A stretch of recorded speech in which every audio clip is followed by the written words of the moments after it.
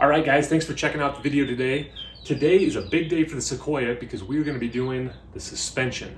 Now, this Sequoia here has what I'm assuming is a stock suspension on it. I don't actually know the last time the shocks or anything were changed out on it. I do know this front driver's side shock has been leaking oil for the last few months and is in pretty rough shape. So this is going to be a definite upgrade. All right, so the suspension that I decided to go with here is pieced together a little bit because I could not find a full complete kit that I really met my needs or what I was looking for. But we did go with Bilstein 5100 struts and shocks all the way around. The front struts here will give me about 2.5 inch lift. The coil spring on there is Old Man Emu. It's the medium duty. It's part number is 2884. I'll link all that down below. But it's medium duty. It'll give me about 10% more weight carrying capacity than the original like OEM. But as of right now, I don't have anything on the front of the vehicle, so I kind of just went with the stock medium duty spring.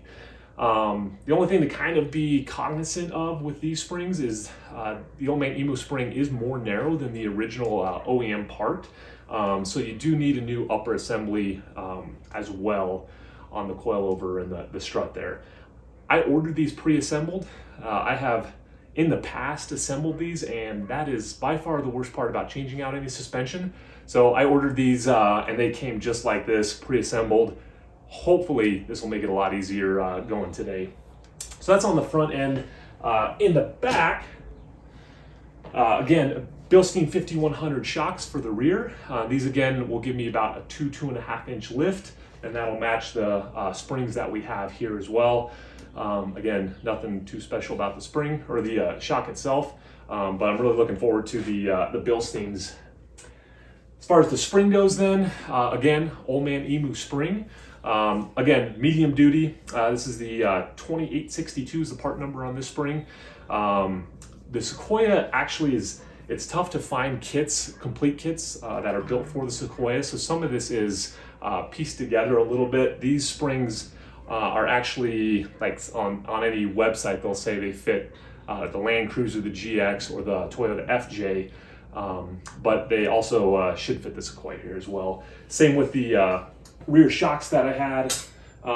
These actually aren't specifically designed for the Sequoia itself. Again, FJ and actually 4Runner, but they hopefully should fit just fine for our application here. All right, well, public service announcement, never do your own work, always pay for somebody to do it. It is 3 hours later and we finally have the strut coilover assembly out. The bolt underneath there, when we went to take it, was completely stripped.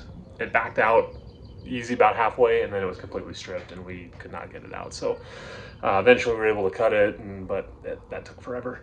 But we finally have it out. So hopefully the new one will go in a little bit easier. Hopefully the other side does not have the same issue. All right, so there's the finished product 5 hours later on one side. So by that math, we are not going to finish today. So that's unfortunate, but looks good there. All right, so second side done in about 45 minutes. Turns out when the bolt doesn't take almost 3 hours to get out, the rest of it goes a lot quicker. So it's nice. All right, well, we are now moving on to the back end. We got the front end in. It's been 2 days ago. Meant to do the back end yesterday, but you can see I had a little garage mishap and ended up getting a few sutures in the forehead, so didn't get it done yesterday, but we're back working on it today. We've got the rear springs and shocks that are going to be going in. Just got the tire off.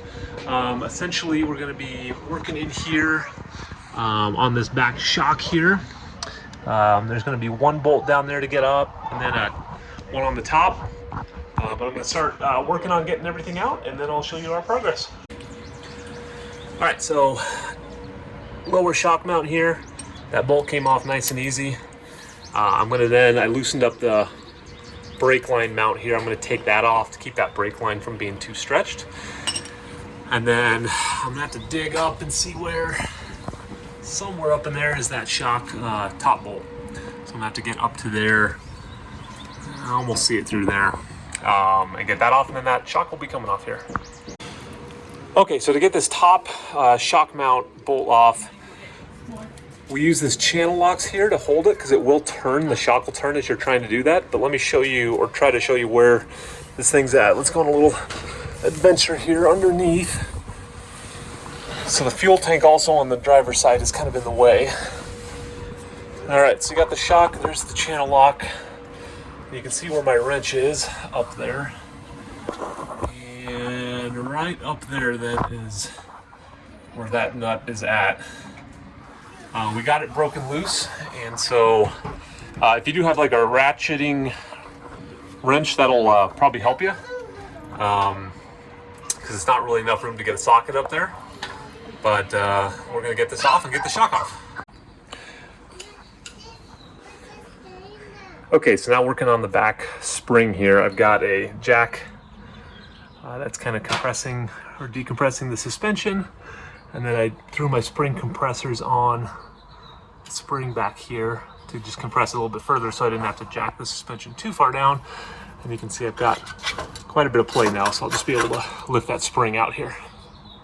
All right, so there we got the original stock spring on the left and the OME, Old Man Emu spring on the right. You can see it's definitely a couple inches taller there, so I'm really gonna have to try to compress that a little bit more to get that in.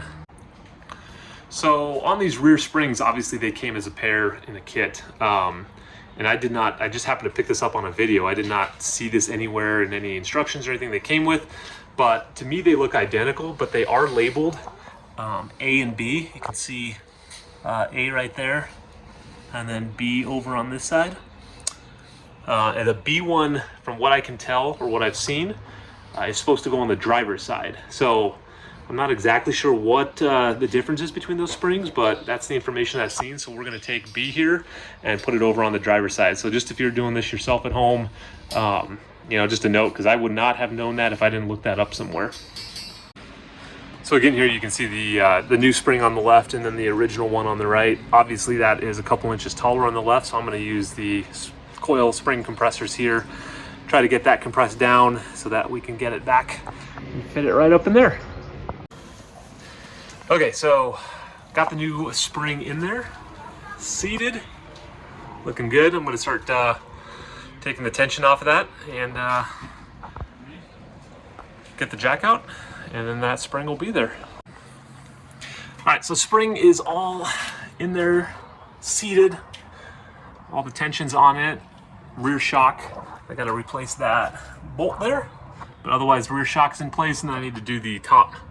I can't really see it through there. Top nut as well. And then the left side will be all done. All right, well, we are all done with one side. Got everything in on the rear. Now moving on to the other side, and then we'll be all done. We got the rear spring and the other rear shock out. So now it's just time to replace it all, button it all up, and we'll be done. Well, it's been several weeks since the suspension got put on the Sequoia. I wanted to give it a little bit of time to kind of settle in, kind of put some miles on it, see how it, you know, was driving before I kind of put any comments to it. In case you care, the forehead filled up great, looking good there. But anyway, the new suspension, the Bilstein's, obviously a massive upgrade over the stock suspension that was on there, especially, you know, it was worn out and leaking everywhere. So really pleased, really happy with this suspension, the new shocks. Made an immediate impact on the road, on the drive, the way the vehicle handled, specifically in corners. The vehicle's a lot more firm on the road. I don't have all the body roll, the sway that I was having before. And then, you know, going over bumps and humps and things like that as well. The vehicle settled right back down, and I didn't get this like bouncing thing that I was doing before. So overall, very happy with the setup.